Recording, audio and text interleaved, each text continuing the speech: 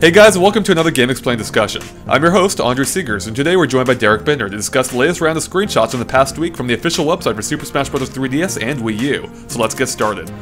Alright Derek, so it's been a pretty, I'd say fruitful week actually, in terms of Smash Bros. News from the official website. Hey, that's for sure. I mean, we were a little wrong in our predictions for the VGX, but right? You can't get them all right. Nope, but at least, Nintendo did kind of help make up for the lack of Smash of VGX by, showing off a few new things here.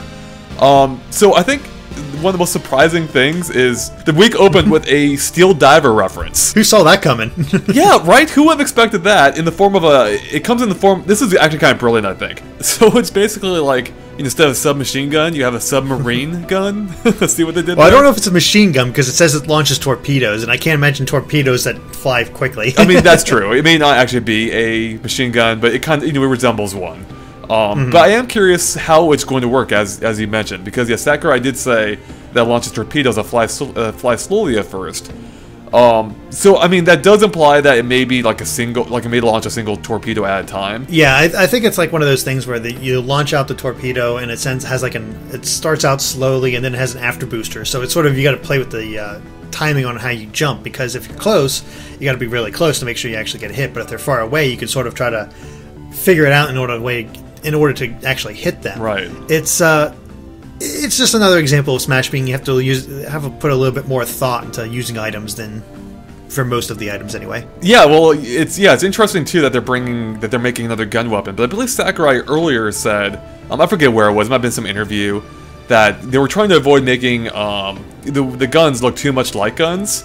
And this is kind of a brilliant way of going about it. Taking it looks just like a submarine, but they added a pistol grip to it and just turned it into a gun that it resembles a gun, but very clearly isn't at the same time.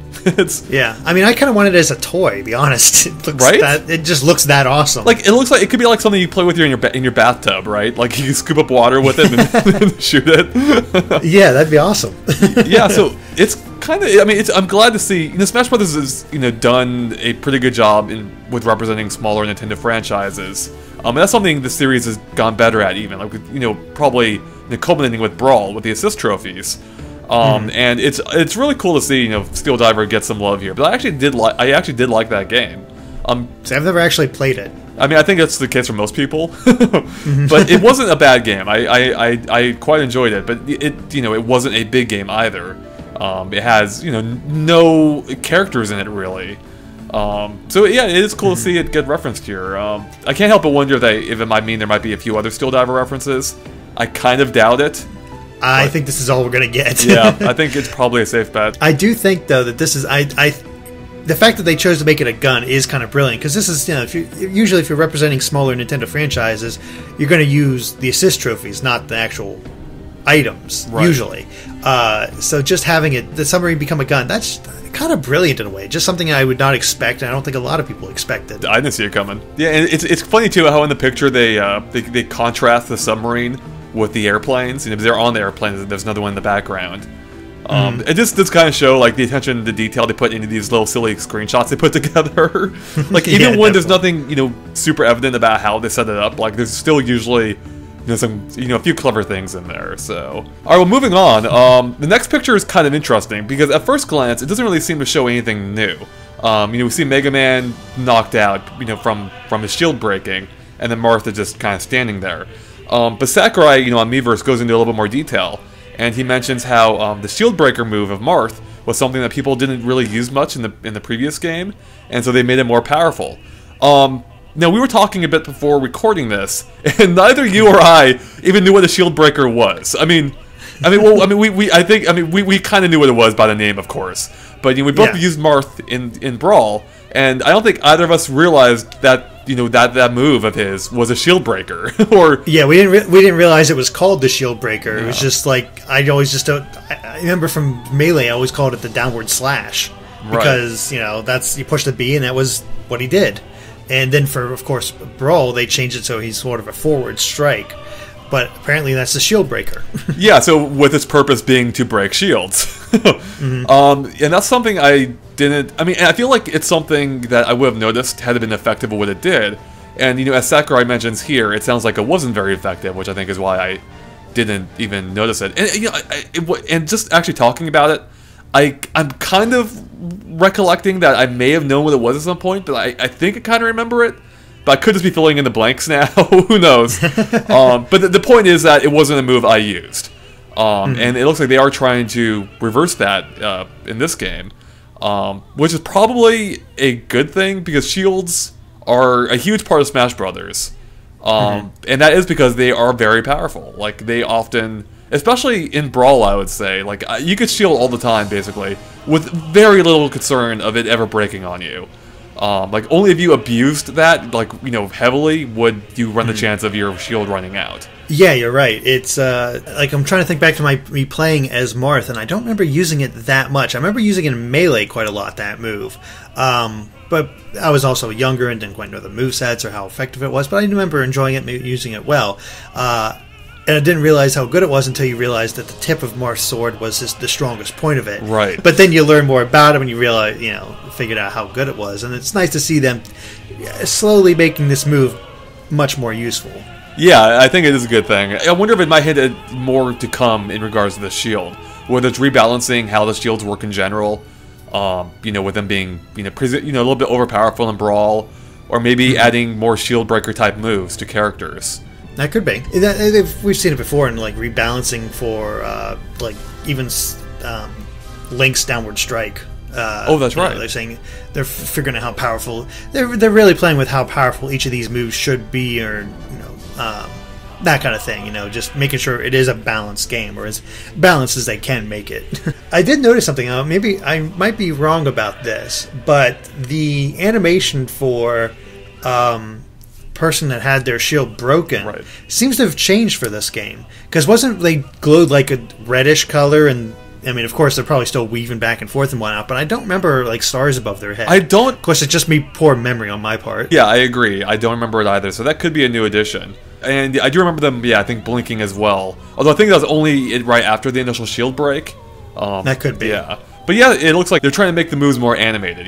Whether it's adding the strike lines when doing attacks. Among other things. So this very well could be just, it's something else to draw further attention to what's happening on the screen. Yeah, definitely. Yeah, so moving on, the next screenshot shows a couple of interesting things. One, the most obvious thing, is it shows Kappa from Kappa the Captain, I believe. So, and he's from the Animal Crossing game. And so it looks like, in the description, it doesn't mention anything about him being an assist trophy. And in fact, we see him in a level that's not from anything, as far as I can tell, from any existing arena we've seen in the 3DS game, which suggests that this is in fact a new Animal Crossing focused arena in the 3DS version. We already have one in Brawl that's focused on City Folk, the GameCube the Wii version. You did it again. I gotta break you for that because you did it again. The Wii version of Animal Crossing. So it looks like we may have one that's based on either the DS version or New Leaf even, which. It's possible. The New Leaf has been out in Japan for quite some time, which gave them... I'm thinking it's New Leaf. I just looking at it makes me think New Leaf. Yeah, I'd agree too. The character models definitely look closer to New Leaf than they do the original game or than the DS game, which are really blocky. Now, unfortunately, there's not much to tell in this level though so far. I mean, the picture's so zoomed in. It looks like I think is that like a pier they're on, or like a dock maybe. It kind of looks like a boat, almost, because I see the white part on the left side there. I thought that was the motor, but I could be wrong. That looks like a fence to me, almost. Like... Maybe? I mean, Captain's always seen riding in his boat in New Leaf, so that's why I immediately thought, oh, he's in his boat. Of course, it's flattened out, but... Yeah, I guess this could be another... Maybe not traveling level, but something more like along the lines of Sunshine or the Skyward Sword level in the Wii U version, where you're on Captain's boat and he takes you to different islands. Or maybe he just takes you back and forth from New Leaf's Vacation Island to, the main island. Right. It would be almost a little bit like the Wind Waker level from Brawl, where it would occasionally, you're on the boat primarily, but it would occasionally, wash ashore. It would give you a little extra room in which to play around with. Yeah, that's for sure. I just wondering how big this is going to be, because Captain's boat is not exactly a big thing. Yeah, it's not at all. Yeah, and even this platform, you can almost see, it doesn't. I mean, we can only see the tip of or the edge of it here. But it looks like it may not be big here either. Of course, there could be a bunch of it off screen. It's impossible to tell from this picture. No, I think part of the reason why I thought it might have been like a dock or a pier, though, is if you look on the left side of the screenshot, you can see waves, and it looks like they're near a shoreline. But of course, it could be, as you mentioned, they could just pull ashore temporarily for the battle. So now, do you think I'm trying to remember? I remember in Brawl for the Wind Waker level. If you fell in the water, you could swim, correct? Correct, yes. Okay, so yeah, then it's safe to assume that the water will be swimmable here. So, okay, so we can sort of expect something more along the lines of Wind Waker for this, I think. Yeah, it's very possible. Now, again, we've had this discussion with the Find Me level last week, whether or not your personal Miis will show up and stuff like that. Well, what if it can read your Animal Crossing save file and have your character show up? Oh, not only that. I mean, first off, that would be cool if your character appeared in the game. What if you actually washed up on your island? That's what I mean. Is the characters in your island. Yeah, that would be awesome. That would be perhaps the coolest thing ever. And actually, it wouldn't be that cool, but it would be a really cool addition. A nice attention to detail. Yeah, I absolutely agree, and it'd be something that. It wouldn't necessarily have to affect the gameplay. It could just be a background detail, basically. Exactly. It just rearranges the houses and who's there. And, oh, God forbid, about my Animal Crossing. I haven't played the game at once. It's probably just over with the weeds. Oh, that would be really cool. To have... I mean, it would even almost give you a reason to go back and modify your town just so it looks better in Smash Brothers. Yeah, exactly. That would be an awesome feature. Man, I hate when we come up with ideas like that because we know it's not going to happen, probably. It's only going to disappoint us when we actually play the game. We live to disappoint ourselves. We really do.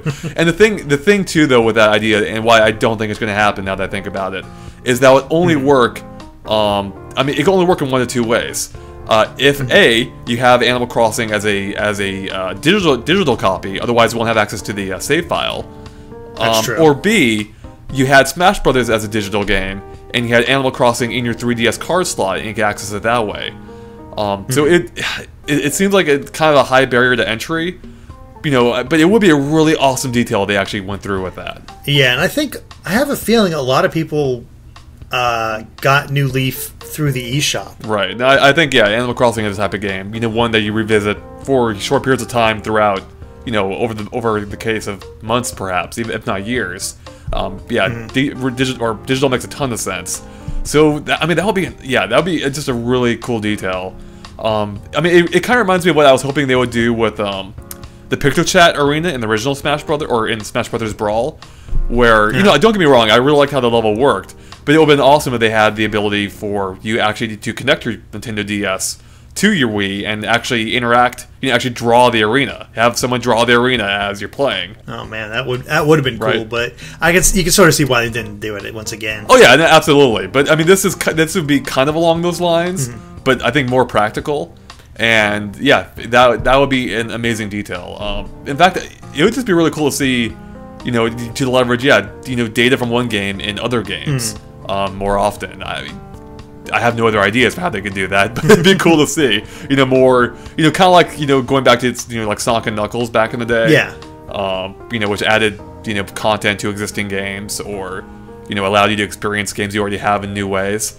I think it'd be a really cool feature here. Oh, absolutely. All right, moving on, we have another picture from the Megaman Arena, and this one gives us another look at the Yellow Devil character, except this time he's split in half, because we saw him being assembled before, and it looks like he's like teleporting. I guess. Yeah, well, this is how he fights you in Mega. I know you're not really a Mega Man guy, but this is how he fights you. I figured that was the case. In Mega Man. That's what made him so tough. Is he never actually physically attacks you? I think other than a few like small blasts from his eye. Otherwise, he's just moving from one side of the stage to the other, dismantling. But the part that made it hard was figuring out his pattern. As you can see, it's not always the same parts going across the other side.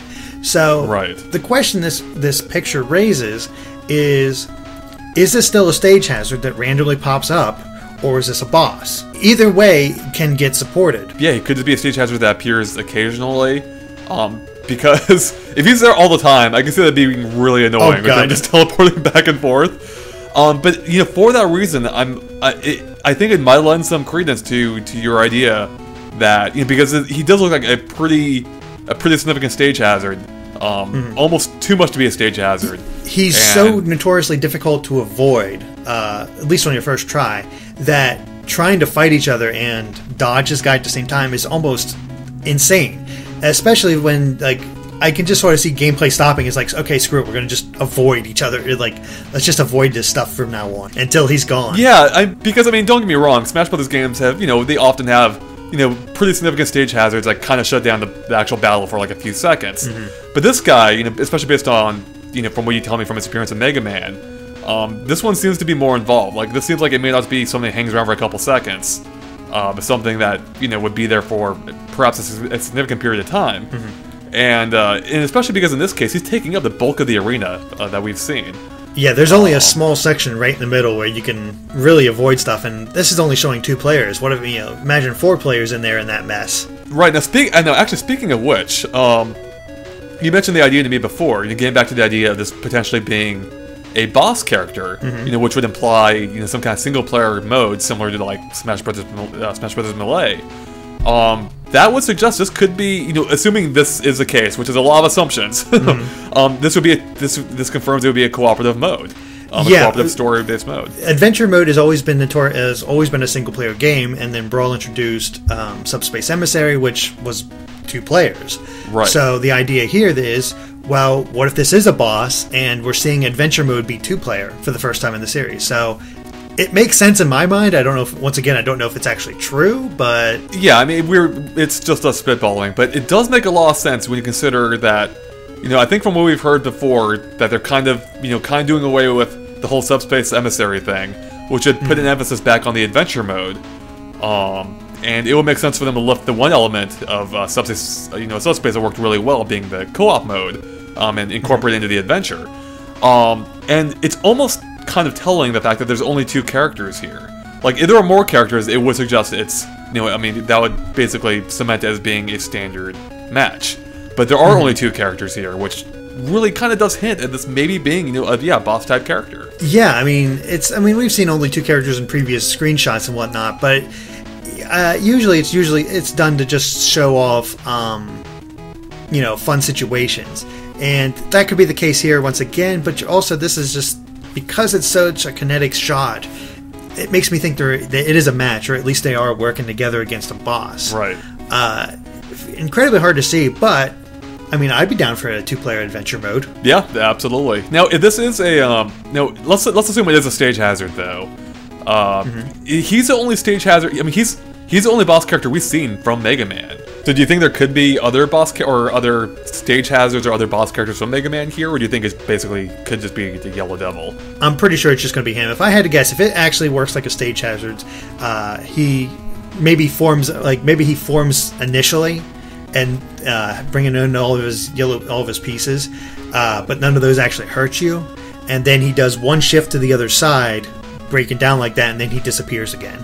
That's the only way I can think of to make his appearance not interfere with the battle so much, but still have him have a presence in this stage. That absolutely could work, and that likely is the case. But I do like the supporting evidence for this being adventure mode, especially because we've seen a couple other things hinting at just such a mode in that game, or in this game. All right, well, our final screenshot of the week isn't of a boss character, though it kind of looks like it could be a cute, adorable boss character. We get our first look at the game's returning Nintendogs Assist Trophy. But this time they changed the dog from what I believe was a Labrador Retriever puppy in the first game to being a French Bulldog this time, which is kind of an interesting choice. I guess I'm presuming he was one of the main breeds in the 3DS version of Nintendogs.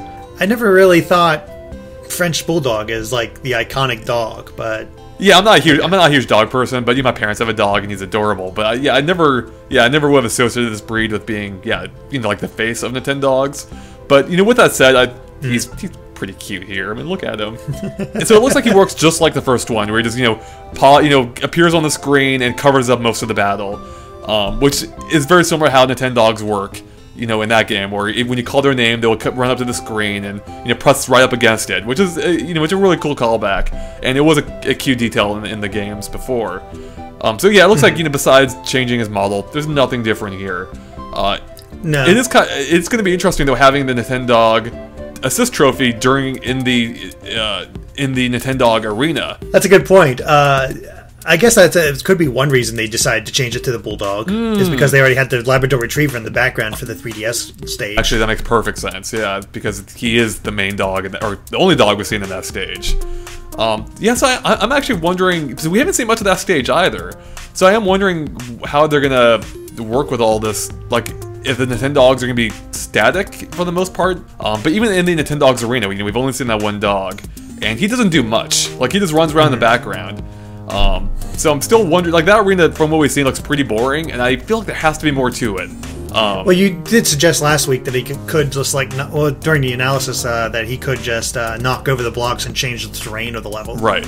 Which I think is possible. I think it would make sense. Because I feel like he has to interact with the battle in some way. Yeah, I think you're right here. I mean, I'd be okay with Nintendog changing, just sort of like a Pokemon trophy, different Pokemon. Like each Nintendog has a different way of interrupting, but I doubt that's going to be the case. Or like what if he starts like licking the screen?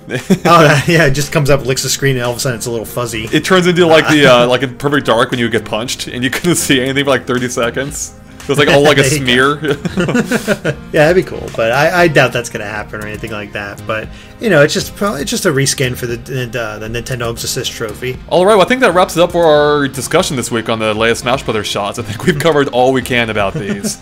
So thanks guys for watching, and thanks Derek for joining us.